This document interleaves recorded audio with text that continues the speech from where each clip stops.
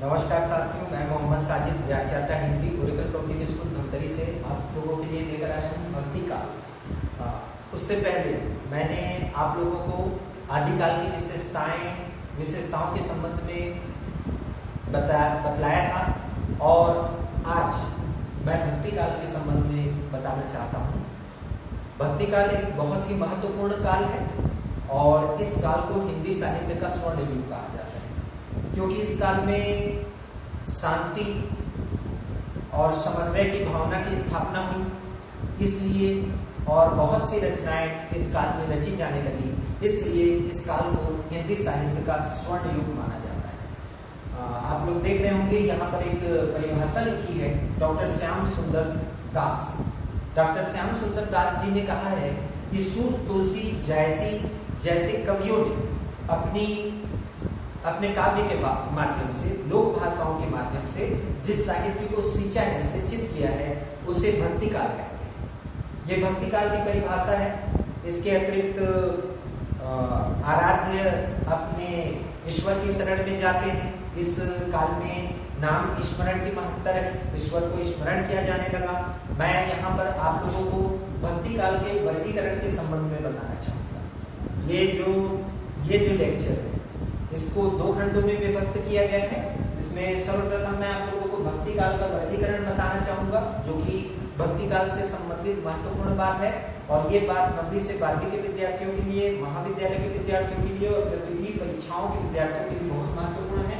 भक्ति काल को दो भागों में विभक्त किया गया है, आप लोग देख सकते हैं, यहाँ पर लिखा हुआ है निर्गुण भक्ति काव्य और सगुण भक्ति काव्य। और विशेष रूप से आप देखेंगे कि निर्गुण भक्ति काव्य को भी दो भागों में विभक्त किया गया है, ज्ञानाश्रय शाखा, प्रेमाश्रय शाखा।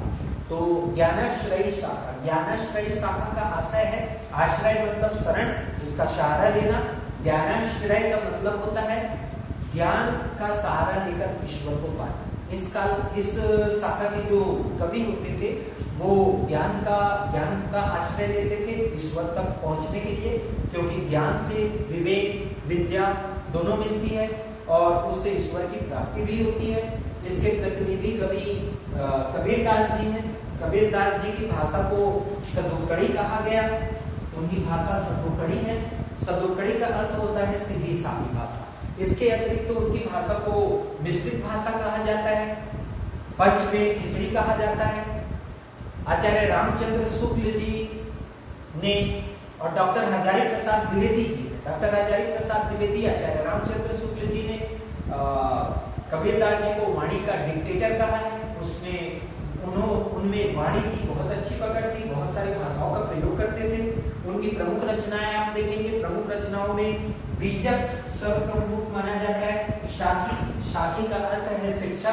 इस रचना के माध्यम से आपने शिक्षा देने का प्रयास किया, दोहों के माध्यम से।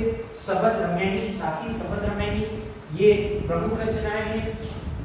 आपके माध्यम से कबीर पंथ की स्थापना हुई। आप कबीर पंथ के और ज्ञानाश्रय शाखा के प्रतिनिधि कवि हैं। इसके अतिरिक्त ज्ञानाश्रय शाखा में और भी प्रमुख कवि हुए। रामानंद जी जो हैं, उन्हें उत्तर भारत में उन्हें रामाश्रय शाखा की स्थापना का श्रेय जाता है। इसके अतिरिक्त ज्ञानाश्रय शाखा की स्थापना का श्रेय जाता है कबीरदास जी, दादू दयाल, रैदास आदि सब, ये आपके ज्ञानाश्रय शाखा के प्रमुख कवि। इसके अतिरिक्त प्रेमाश्रय शाखा, प्रेम को आश्रय माना गया। प्रेम को आश्रय मानकर लोक कथाओं को आधार बनाया गया, लोक भाषाओं को आधार बनाया गया। लोक कथा, लोक भाषा, ये दोनों बहुत महत्वपूर्ण है। इस काल में प्रेमाश्रय के कवियों ने लोक कथा और लोक भाषा का प्रयोग किया। आप यहाँ देख रहे हैं लोक कथा में पद्मावत जो है प्रमुख रचना जयसी जी के द्वारा रची गई। उनकी भाषा अवधी थी। अधिकतर प्रतियोगी परीक्षाओं में पूछा जाता है कि पद्मावत की प्रमुख रचना की प्रमुख भाषा क्या है, तो अवधी उनकी भाषा थी। इसके अतिरिक्त जयसी जी की बहुत सारी रचनाएं हैं। पद्मावत, अग्रवट, मसलनामा, कहरनामा, आखिरी कलाम, बहुत सारी रचनाएं हैं जो देखने को मिलती हैं। यहाँ पर प्रेमाश्रयी शाखा में कहा जाता है कि अधिकतर जितने भी प्रेमाश्रयी शाखा के कवि हैं सूफी होते थे और सूफियों में अधिकतर मुस्लिम कवि हुए। मुस्लिम कवियों की प्रधानता रही प्रेमाश्रयी शाखा में।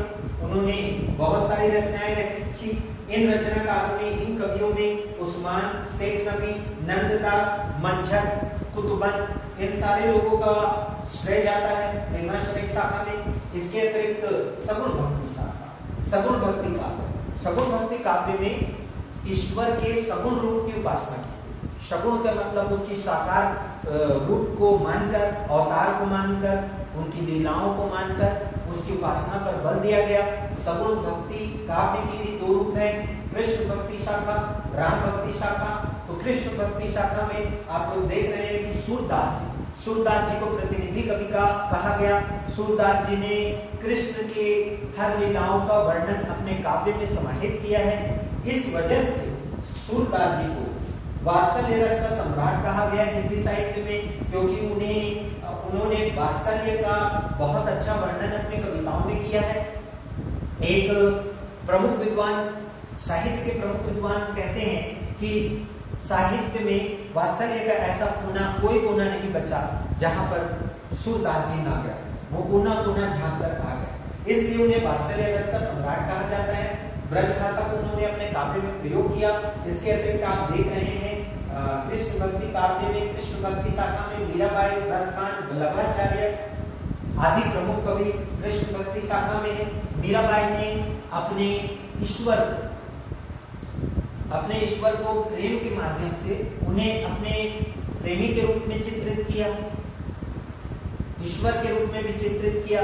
मीराबाई का काव्य बहुत अनुकरणीय है। उन्होंने बहुत सारी रचनाएं रची। राम भक्ति शाखा में आप देखेंगे, राम भक्ति शाखा में तुलसीदास जी प्रमुख कवि हैं। तुलसीदास जी अवधी भाषा में उन्होंने एक प्रमुख रचना की रामचरितमानस। रामचरितमानस की रचना का प्रमुख उद्देश्य रहा लोक कथाओं का, राम की भक्ति का, लोक भाषा का और लोक कल्याण की स्थापना करना रामचरितमानस का प्रमुख उद्देश्य रहा। रामचरितमानस उनकी प्रमुख कृति है। यहाँ पर एक रचना और आप देख रहे हैं, कृष्ण गीतावली। कृष्ण गीतावली की जो भाषा है वो ब्रज भाषा है। उन्होंने ब्रज भाषा में ये रचना रची। अधिकतर प्रतियोगिता परीक्षाओं में पूछा जाता है, महाविद्यालय की परीक्षाओं में पूछा जाता है कि कृष्ण गीतावली के रचयिता कौन। इसमें अधिकतर लोग भ्रमित रहते हैं कि कृष्ण गीतावली, अगर कृष्ण का नाम आ गया तो यहाँ पर सूरदास जी ही हैं, जबकि ये गलत हो जाता है। यहाँ पर तुलसीदास जी कृष्ण गीतावली के रचनाकार हैं। रामानंद जी, नरहरिदास जी इस शाखा के कवियों में माने जाते हैं। रामानंद जी जो कि कबीरदास जी के गुरु हैं, उन्होंने राम भक्ति शाखा का प्रचार आपके उत्तर भारत में किया। उत्तर भारत तक ही इनका राम भक्ति का इन्होंने जो प्रचार किया ये उत्तर भारत तक ही सीमित रहा। लेकिन उसके पश्चात तुलसीदास जी चाहते थे कि राम की भक्ति का प्रसार केवल उत्तर भारत में ना हो बल्कि समूचे भारत में हो। इस वजह से तुलसीदास जी ने रामचरितमानस की रचना की। ये सारा वर्गीकरण साहित्य में हुआ और कालखंड, स्थितियां, परिस्थितियों के अनुकूल अनेक भागों में विभक्त हो गई। आप लोग मेरी बात से सहमत होंगे और इन सारी बातों को आपने बखूबी ध्यान से सुना होगा। और अगर ये वीडियो आप लोगों को पसंद आया होगा तो इसको लाइक कीजिएगा, सब्सक्राइब कीजिएगा, शेयर कीजिएगा। आप लोगों का बहुत बहुत धन्यवाद। नमस्कार।